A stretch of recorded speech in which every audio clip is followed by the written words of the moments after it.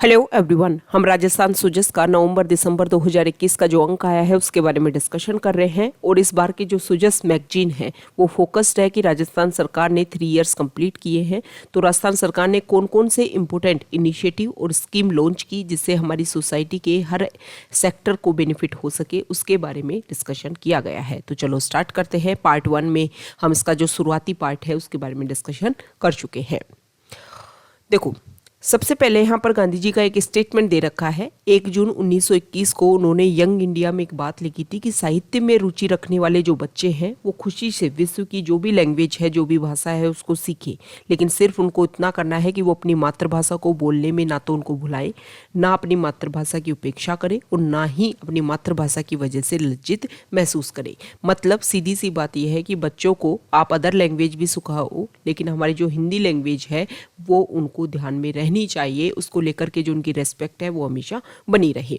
तो राजस्थान में अंग्रेजी माध्यम के जो स्कूल खोले जा रहे हैं, महात्मा गांधी विद्यालय, उनकी जो अवधारणा है वो इसी तथ्य के ऊपर बेसिस है कि विश्व की हर लैंग्वेज बच्चों को सिखाई जाए, लेकिन जो मातृभाषा है उसका ज्ञान हमेशा बच्चों में बना रहे। अब यहाँ पर बताया गया है कि गांधी जी जो हैं वो कई कार्यक्रमों के ऊपर फोकस करते थे, जैसे राष्ट्रीय एकता के ऊपर, अस्पृश्यता निवारण, शराबबंदी, खादी ग्राम उद्योग, गाँव की सफाई, बुनियादी तालीम, स्त्रियां, आरोग्य के नियमों की शिक्षा, आर्थिक समानता, किसान, मजदूर, आदिवासी, कुष्ठ रोगी, विद्यार्थी, युवा जैसे प्रमुख विषय शामिल थे।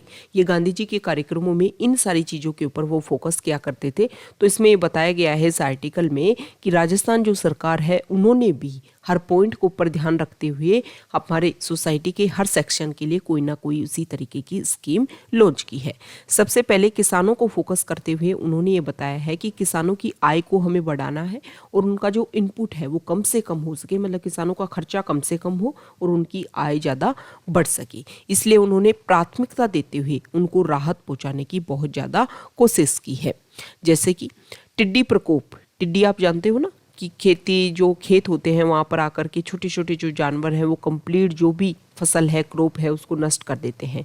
तो टिड्डी प्रकोप के समय किसानों को भरपूर राहत पहुंचाने की कोशिश की राजस्थान सरकार ने।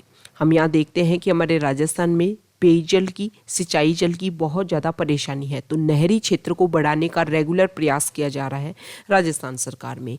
कृषि के क्षेत्र में ना सिर्फ किसानों को फायदा देने के लिए बल्कि छात्राओं और जो भी स्टूडेंट पढ़ना चाहते हैं कृषि के बारे में, एग्रीकल्चर के बारे में, उनको भी प्रोत्साहन दे रही है राजस्थान सरकार। और इसके लिए राजस्थान सरकार 10+2 कृषि स्नातक और स्नातकोत्तर कृषि और पीएचडी अध्ययन के लिए 5,000, 12,000 और 15,000 रुपए प्रति छात्रा प्रतिवर्ष प्रोत्साहन राशि दे रही है। इसके अलावा राजस्थान ने राजस्थान कृषि प्रतिस्पर्धात्मक परियोजना के तहत 30 कृषक उत्पादन कंपनियों का भी गठन किया है। इसके अलावा कृषि व्यवसाय एवं कृषि निर्यात प्रोत्साहन नीति 2019 को कारगर ढंग से यहाँ पर लागू किया जा रहा है। जैविक खेती को राजस्थान में बढ़ावा दिया जा रहा है। मुख्यमंत्री अब पशुधन वालों के लिए, मतलब किसान क्या करते हैं, खेती के साथ साथ पशुधन का काम भी करते हैं, तो पशुधन के लिए मुख्यमंत्री निःशुल्क पशुधन चिकित्सा योजना में पशुधन के काम आने वाली दवाइयों का दायरा बढ़ा दिया गया है। एक तरीके से हमारा जो राजस्थान है उसमें अलग अलग जगह पर जो मेडिकल कॉलेज हो गई, जो भी वेटनरी कॉलेज है, उन सबको ओपन किया जा रहा है। तो ये किसानों के बेसिस पर कि किस तरीके से किसानों को प्रॉफिट दे सके। अब दूसरा, पशुओं के लिए अगर हम देखें तो पहली बार नस्लवार ऑनलाइन पशु गणना का कार्यक्रम हमारे यहाँ राजस्थान में किया गया है। तो ये सारी कोशिश की जा रही है हमारे राजस्थान में किसानों को फायदा देने के लिए। अब नेक्स्ट अगर हम देखें तो यहाँ देखिए, परिवहन सेवाओं को सुचारू बनाने के लिए हमारे यहाँ पर क्या किया जा रहा है। तो हम देखते हैं कि सड़क दुर्घटना बहुत ज़्यादा होती है और उसमें बहुत सारे लोगों की डेथ भी हो जाती है। तो कोई भी व्यक्ति अगर सड़क दुर्घटना में जो घायल व्यक्ति है उसकी सहायता करेगा तो उसके लिए सरकार 5,000 रुपये देगी उस पर्सन को और प्रशस्ति पत्र देगी। इसके लिए मुख्यमंत्री चिरंजीवी जीवन रक्षा योजना लागू की गई है। तो ये जो स्कीम है इनके नाम आपको पता होने चाहिए। इसके अलावा सड़क सरिता पुस्तकों का वितरण किया गया है ताकि लोगों में दुर्घटनाओं के प्रति वो सजग रह सके। पेयजल सुविधाओं का विकास की अगर हम बात करें तो हमारे यहाँ पर नहरी जो क्षेत्र है उसको बढ़ाया जा रहा है। जो भी हमारे स्कीम यहाँ पर लॉन्च हो रखी हैं उन सभी एरिया में जहाँ पर प्रॉब्लम है उन तक पानी को पहुँचाने की कोशिश की जा रही है। इसके अलावा अगर हम करें तो राजस्थान का जो जयपुर जो राजधानी है वहाँ पर बीसलपुर का जो स्टेज 2 है उसको और ज़्यादा एक्सटेंड किया जा रहा है। फ्लोराइडाइजेशन जो प्लांट है उसको स्थापित करने की व्यवस्था की जा रही है। नए नलकूप हेडपंप हमारे यहाँ पर लगाए गए हैं। तो ये पेयजल व्यवस्था के लिए काम किया जा रहा है। शिक्षा में अगर हम देखें तो राजस्थान जो है, राजस्थान के जो बच्चे हैं पहले अदर स्टेट में पढ़ने के लिए जाते थे, लेकिन प्रेजेंट टाइम में अगर हम बात करें तो एजुकेशन हब बन चुका है हमारा राजस्थान। ओके और हर एरिया में अनुसूचित जाति, जनजाति, ओबीसी, घुमंतु, सफाई कर्मचारियों के बच्चे, ओबीसी विशेष पिछड़ा वर्ग को छात्रवृत्ति और निःशुल्क पाठ्य पुस्तक हमारे यहाँ पर प्रोवाइड करवाई जा रही है। तकनीकी शिक्षा को भी बहुत ज़्यादा बढ़ावा दिया जा रहा है। जोधपुर इंजीनियरिंग कॉलेज को विश्वविद्यालय का दर्जा दे दिया गया है। इसके अलावा पेट्रोलियम, हमें पता है कि बाड़मेर में जो नई रिफाइनरी खुली है तो वहाँ पर लोगों को ज़्यादा से ज़्यादा रोजगार हो, इसके लिए पेट्रोलियम ब्रांच के साथ में रिफाइनरी और उससे जुड़े कई विषयों की स्वीकृति हमारे यहाँ पर दी गई है। उच्च तकनीकी शिक्षा विभाग ने महात्मा गांधी के ट्रस्टीशिप सिद्धांत से प्रेरित सभी छात्रों के लिए उच्च व तकनीकी शिक्षा के लिए नया विषय आनंदम पाठ्यक्रम में शामिल किया गया है। तो ये शिक्षा को बढ़ाने के लिए कोशिश कर रहे हैं। प्रदेश के जो होनहार विद्यार्थी है वो विदेश में जो विश्वविद्यालय है वहाँ पर अध्ययन कर रहे हैं। इसके लिए Rajiv Gandhi scholarship for academic excellence योजना 2021 प्रारंभ की गई है। ठीक है, जो बुक्स जो हैं वो इजीली अवेलेबल हो सके इसके लिए Rajiv Gandhi e content bank की सुविधा भी शुरुआत की गई है और Mahatma Gandhi Institute of Governance and Social Sciences की स्थापना की गई है। मुख्यमंत्री उच्च शिक्षा छात्रवृत्ति योजना की शुरू की गई। प्रतिभावान जो बच्चे होते हैं, टैलेंटेड जो बच्चे हैं उनके लिए इसमें बच्चों को 10,000 रुपये वार्षिक छात्रवृत्ति दी जाती है। लड़कियों का इजीली वो स्कूल तक पहुंच सके इसके लिए छात्रा स्कूटी योजना, कालीबाई मेधावी छात्रा स्कूटी योजना, जिसमें प्रत्येक जिले में 50-50 प्रतिभाशाली जो छात्राएं हैं उनको स्कूटी दी जाती है। देव नारायण छात्रा स्कूटी वितरण और प्रोत्साहन राशि भी प्रोवाइड करवाई जा रही है। और उच्च शिक्षा में विधवा परित्यक्ता संबल योजना में प्रति छात्र अध्यापिका को 17,880 रुपये शिक्षक शुल्क का पुनर्भरण किया जाता है। तो ये सारी कोशिश की जा रही है। छात्राओं के सशक्तिकरण के लिए girls empowerment and mentoring programme चलाया जा रहा है, कोशिश की जा रही है। इसके अलावा राजकीय कन्या महाविद्यालय जो हैं उनमें लड़कियों के लिए रोजगार उन्मुखी कौशल और सूचना प्रौद्योगिकी आधारित प्रशिक्षण संवाद कौशल के लिए इंदिरा स्वर्णिम योजना प्रारंभ की गई है। ओके, नए नए स्कूल, नए नए कॉलेज हमारे यहाँ पर खोले जा रहे हैं। फिर न्याय के लिए, जस्टिस के लिए हमारे राजस्थान में क्या हो रहा है तो बताया गया है कि बहुत सारे जो कोर्ट हैं उनको एस्टेब्लिश कर दिया गया है। स्वास्थ्य सुरक्षा की अगर हम बात करें तो निःशुल्क दवा योजना, निःशुल्क जांच योजना पहले हमारे यहाँ शुरुआत थी। उसके बाद में प्रत्येक परिवार को 5 लाख तक का बीमा, चिकित्सा बीमा देने के लिए मुख्यमंत्री चिरंजीवी स्वास्थ्य बीमा योजना शुरुआत की गई। इसमें ये जो मुख्यमंत्री चिरंजीवी स्वास्थ्य बीमा योजना है इसमें 1579 जो बीमारियां, विभिन्न बीमारियों के उपचार के 1579 जो पैकेजेस हैं वो इस योजना में शामिल किए गए हैं। ओके, इसके अलावा जो राजस्थान सरकार है वो राइट टू हेल्थ बिल लाने का भी प्रयास कर रही है। अब ऊर्जा के क्षेत्र में अगर हम बात करें तो नवीनीकरणीय जो ऊर्जा स्रोत हैं उनके ऊपर ज़्यादा फोकस किया जा रहा है। इसके लिए राजस्थान सरकार ने नवीन सौर ऊर्जा नीति, पवन एवं हाइब्रिड ऊर्जा नीति जारी की गई है। मुख्यमंत्री किसान मित्र ऊर्जा योजना लागू की गई है जिसमें सब्सिडी के तहत किसानों को ऊर्जा बिजली उपलब्ध करवाई जाएगी। रोजगार की अगर हम बात करें तो हर क्षेत्र में रोजगार देने की सरकार ने हमेशा से कोशिश की है। इसके अलावा कौशल विकास और प्रशिक्षण के क्षेत्र में भी सरकार ने काफ़ी ज़्यादा योजनाएं स्टार्ट की हैं। मुख्यमंत्री युवा कौशल योजना में अब तक 15,000 लगभग स्टूडेंट को, जो युवा हैं, उनको प्रशिक्षण दिया जा चुका है। महिलाओं के लिए IM शक्ति कौशल सामर्थ्य योजना शुरू की गई है। कौशल प्रशिक्षण में अनेक प्रकार के उद्यम शामिल किए गए हैं जिनके तहत नियमित रोजगार मिलना संभव हो सकेगा। बेरोजगार जो युवा हैं उनको मुख्यमंत्री युवा संबल योजना के तहत पुरुषों को 3,000 रुपये और महिला निःशक्तजन और ट्रांसजेंडर को 3,500 रुपये प्रति माह की दर से बेरोजगारी भत्ता दिया जा रहा है। ई गवर्नेंस के क्षेत्र में भी हमारे जो पूर्व प्रधानमंत्री भारत रत्न स्वर्गीय राजीव गांधी जी का विजन था कि आईटी क्षेत्र में हम आगे बढ़े, और उसी का प्रेजेंट टाइम में पूरा जो देश है उसी का लाभ ले रहा है, उन्हीं के विजन का। तो ई गवर्नेंस के क्षेत्र में हमने राजीव गांधी आईटी हब राजगृह के रूप में ई गवर्नेंस सेवाओं को मजबूती देने का संकल्प किया है। बहुत सारे जो हमारे प्रेजेंट टाइम में जो भी प्रमाण पत्र, जो भी सर्टिफिकेट हैं वो ऑनलाइन ही बन रहे हैं। इससे ये लगता है कि धीरे धीरे हम अपने आप को और ज़्यादा क्या कर रहे हैं, ई टेक्नोलॉजी की तरफ अपने आप को एक्सटेंड कर रहे हैं। अब यहाँ पर बताया गया है कि देखो हर क्षेत्र में कोविड की वजह से देखो कि बहुत ज़्यादा जो एरिया है वो इफेक्ट हुआ। सबसे पहले तो हमने ये टैगलाइन को फॉलो किया कि कोई भूखा ना सोए, मतलब बच्चों जो भी लोग थे, जो भी परिवार थे जिनकी जॉब चली गई थी, उन लोगों को खाना प्रोवाइड करने की कोशिश की है। इसके अलावा कोविड की वजह से जो बच्चे इफेक्ट हुए हैं, जो परिवार इफेक्ट हुए हैं, उनको 5,550 रुपये सहायता दी गई है, और अनाथ बालक बालिकाओं को एक मुश्त 1 लाख रुपए, और हर महीने उनकी जो पेंशन है वो भी, मतलब छात्रवृत्ति उन लोगों को दी जाएगी। और जो परिवार में मान लो हस्बैंड की डेथ हो गई, महिला बची हुई है, तो उनको भी 1 लाख रुपए नगद और 1,500 रुपये पेंशन प्रतिमाह, और बच्चों को 1,000 रुपये प्रतिमाह दी जा रही है। तो ये चीज़ें हमें बताती हैं कि हर सेक्टर को हमने कोशिश की है कि ज़्यादा से ज़्यादा जो लोग हैं उनकी तक जो बेनिफिट है वो पहुँच सके।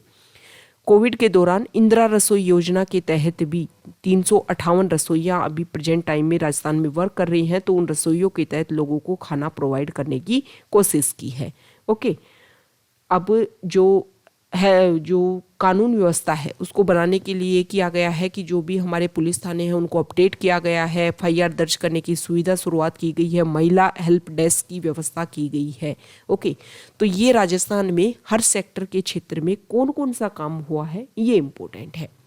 अब सुजस में कुछ देखो, यहाँ पर जो नेक्स्ट आर्टिकल है वो प्रशासन गाँव के संघ और प्रशासन शहरों के संघ 2 अक्टूबर से स्टार्ट हुआ था, और स्पेसिफिक ये पॉइंट को ध्यान में रखते हुए कि हमारे सोसाइटी का हर पर्सन की जो प्रॉब्लम है, बहुत सारी प्रॉब्लम को एक ही जगह पर सोल्व किया जा सके, इसके लिए ये शिविर ऑर्गेनाइज किए गए थे। तो इसमें बताया गया है कि जो हमारे चीफ मिनिस्टर है वो अलग अलग एरिया पर उन्होंने विजिट किया, और अलग अलग एरिया में कुछ नई जो इनिशिएटिव है, कुछ नई स्कीम जो है वो उन्होंने लॉन्च की। ओके, उस एरिया के जैसे मान लो वो टोंक एरिया में, अपने एरिया में टोंक वाला जो एरिया है वहाँ पर गए इस अभियान के दौरान, तो वहाँ पर उन्होंने कुछ वहाँ की जो कुछ प्रॉब्लम है टोंक एरिया की, उनको सोल्व करने के लिए कुछ स्कीम वहाँ के लिए लॉन्च कर दी कि स्कूल को अपग्रेड कर देंगे, हॉस्पिटल को बड़ी कर देंगे, सड़क बनवा देंगे, पानी की व्यवस्था करवा देंगे, इस तरीके की यहाँ पर इसके बारे में बताया गया है। अब यहाँ पर कुछ नीतियों के बारे में बताया गया है जिनके साथ में राजस्थान आगे बढ़ रहा है। ये नीतियाँ आपके लिए इंपॉर्टेंट हो जाती हैं। सबसे पहले राजस्थान कृषि प्रसंस्करण, कृषि व्यवसाय एवं कृषि निर्यात प्रोत्साहन नीति 2019। इसमें यह किया गया है कि संगठन के साथ में मिलकर के लोग काम कर रहे हैं, तो उन लोगों का जो मोटिव है उनके लिए उनको पैसा प्रोवाइड करवाया जा सके, और औद्योगिक क्षेत्र में कृषि को बढ़ावा देने के लिए हर लिंक को, जो भी लिंक है कृषि क्षेत्र से, उन सभी को प्रोत्साहित करना ही इस नीति का उद्देश्य है। इस नीति में कृषि, उद्यानिकी, पशुपालन और अन्य संबंध क्षेत्र में हानियों को कम करना और मूल्य संवर्धन को प्रोत्साहित करने के साथ साथ कृषि प्रसंस्करण, अवसंरचना और मानव संसाधनों के विकास को भी प्रोत्साहित करना इस नीति का उद्देश्य है। और राजस्थान में जो उत्पादित कृषि उत्पादों के निर्यात को भी प्रोत्साहित करेगी ये नीति। नेक्स्ट नीति है सौर ऊर्जा, पवन एवं हाइब्रिड ऊर्जा नीति। मतलब ये हर एरिया में राजस्थान ने अपनी अपनी नीति बनाई है ताकि हर एरिया में हम अपना डेवलपमेंट कर सके। प्रदेश में गैर परंपरागत ऊर्जा स्रोतों से उत्पादन बढ़ाने के लिए नवीन सौर ऊर्जा, पवन और हाइब्रिड ऊर्जा नीति लाई गई है। देश का लक्ष्य है कि गैर परंपरागत ऊर्जा स्रोतों से 100 गीगावाट हम क्या करें, उत्पादन करें ऊर्जा का, और उसमें ज़्यादा से ज़्यादा अपने प्रदेश का हमें हिस्सेदारी बढ़ानी है। उसी हिस्सेदारी को हासिल करने के लिए इन नीतियों को लॉन्च किया गया है। राजस्थान सौर ऊर्जा की स्थापित क्षमता में देश में द्वितीय स्थान पर है और भड़ला जोधपुर में विश्व का सबसे बड़ा सोलर पार्क स्थापित किया गया है। नेक्स्ट नीति है राजस्थान एम सैंड नीति 2020। राजस्थान में क्या होता है, घर बनाने के लिए आप सभी को पता है बजरी की जरूरत होती है। अब बजरी को निकालने के लिए जो नदियां हैं उनको नष्ट किया जा रहा है, जिससे नदियों को काफ़ी ज़्यादा इफेक्ट, वहाँ की जो बायोडाइवर्सिटी है वो इफेक्ट हो रही है। तो उसका एक अल्टरनेट ढूंढने की कोशिश की गई है, मैन्युफैक्चर्ड सेंट, मतलब जो हमारे माइनिंग क्षेत्र है वहाँ पर जो वेस्ट निकलता है उस वेस्ट की समस्या का भी हल होगा और इसका यूज़ किया जाएगा बजरी की तरह। इस तरीके की ये एम सैंड नीति बनाई गई है। इसमें एम सैंड इकाइयों को उद्योग का दर्जा भी दिया गया है इस नीति के तहत। नेक्स्ट नीति है सिलिकोसिस नीति। इसमें क्या होता है कि सिलिकोसिस मतलब पत्थर वाला जो उद्योग होता है उसमें जब रेगुलर काम करते रहते हैं कुछ लोग तो उनके फेफड़े इफेक्ट होते हैं, जिसकी वजह से एक बीमारी हो जाती है और उसको बोलते हैं सिलिकोसिस। तो इसमें सिलिकोसिस बीमारी से जो भी पीड़ित लोग हैं उनके परिवारों की सहायता और पुनर्वास के लिए सिलिकोसिस नीति 2019 लागू की गई है। इसमें परिवार जो है, पीड़ित व्यक्ति जो है उसको 3 लाख रुपए तक की सहायता, पीड़ित की मृत्यु हो जाती है तो उत्तराधिकारी को 2 लाख रुपए की सहायता, मुख्यमंत्री विशेष योग्य जन सम्मान पेंशन की पात्रता के अनुसार पेंशन, जो उनकी पत्नी है उनको विधवा पेंशन, पालनहार योजना का लाभ, मृत्यु होने पर, पीड़ित की मृत्यु होने पर अंतिम संस्कार के लिए 10,000 रुपए की व्यवस्था और आस्था योजना के तहत भी उनको लाभ मिलेगा। नेक्स्ट नीति है राजस्थान पर्यटन नीति 2020, राजस्थान राज्य पारिस्थितिकी पर्यटन नीति 2021। इसमें राजस्थान को, आपको पता है कि पर्यटन के क्षेत्र में राजस्थान में बहुत सारे क्या है आयाम हैं, बहुत सारे क्षेत्र हैं जहां पर हम अपने आप को डेवलप कर सकते हैं। तो इसके लिए ये नीतियां लॉन्च की गई हैं ताकि हमारे राजस्थान में tribal tourism, cultural tourism, craft and culture tourism, weekend getaway tourism, religious tourism, wedding tourism, wellness tourism, rural tourism, film tourism और एडवेंचर टूरिज्म को प्रमोट करने का काम इसके तहत किया गया है। तो ये जो टूरिज्म है इनका आप यूज़ कर सकते हो पर्यटन को लेकर के।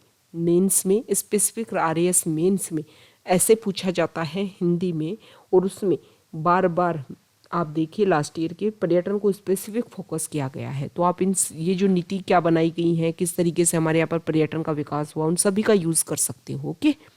राजस्थान औद्योगिक विकास नीति, उद्योगों को विकास करने के लिए नीति लाई गई 2019 में।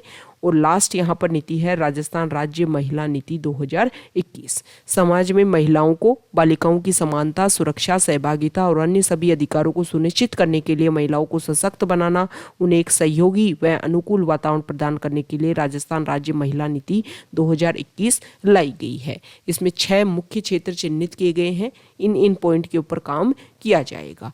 तो ये हमने राजस्थान सुजस के जो इम्पोर्टेंट पॉइंट्स हैं उनको देखा। आप अच्छे से इसको स्टडी करना। इसके PDF को आप जाकर के Telegram channel volcano RAS academy पे जाकर के डाउनलोड कीजिए, वहाँ पर स्टडी कीजिए।